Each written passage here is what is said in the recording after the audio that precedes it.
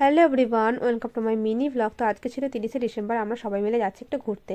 সবাই বলতে এখানে এই যে দাদু দিদা মামা মামি সবাই মিলে জয়েন করেছিল, এখানে রাজও ছিল। তো আমরা এখন স্টেশনে চলে এসেছি, আর এখানে দেখো একটা জায়গা দেখে আমরা বসে পড়েছি। তো এখানে আমরা টোটাল 10 জন ছিলাম, আর আমরা যাচ্ছিলাম মাসির বাড়িতে ঘুরতে। ওখানে আমরা 2 দিন থাকবো, 31 ডিসেম্বর আর 1 জানুয়ারি। এই ট্রেন ছাড়ার সময়ও দিল না, হাতে কাপ।